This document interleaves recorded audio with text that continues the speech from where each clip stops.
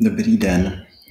Aby si zákazníci mohli vybrat výdejní místo na mapě, je potřeba mít Google Maps API klíč. Ten získám na adrese mapsplatform.google.com, kde kliknu na Get Started a budu se muset přihlásit pomocí Google účtu nebo si ho vytvořit. Jakmile se dostanu na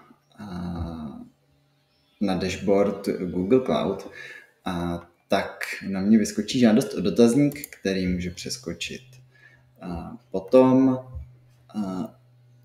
si budu muset vytvořit nebo spíš zadat billing údaje. Takže když kliknu na APIs and Services, tak buď si vyplním údaje, nebo už použiju existující. Ty billing údaje budou použity pouze pro ověření a pokud budu chtít přejít ze zkušební lhuty, tak si to musím ručně aktivovat. Opět přeskočím dotazník. Tak, teď na mě vyskočí API klíč, který už si můžu skopírovat a vložit do aplikace. A kliknu na pokračovat do Google Maps Platform.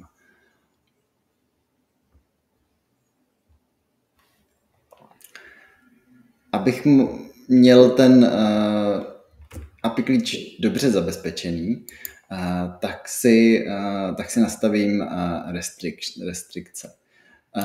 Použiju restriction type website a vložím adresu svého obchodu.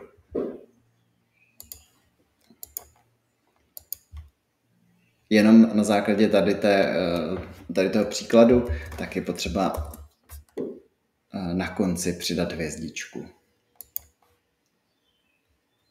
Tak, teď už mám API klíč správně nastavený.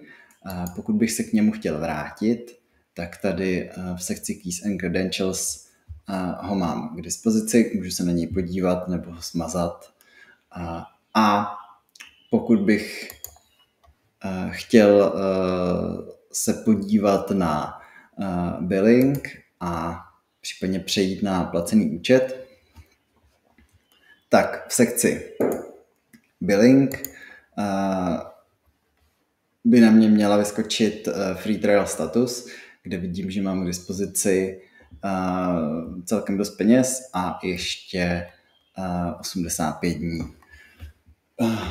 Tlačítkem Activate můžu přejít na placený účet, kde pak v tom placeném režimu mám 10 000 zobrazení mapy zdarma a pak se platí $7 za 1000 zobrazení.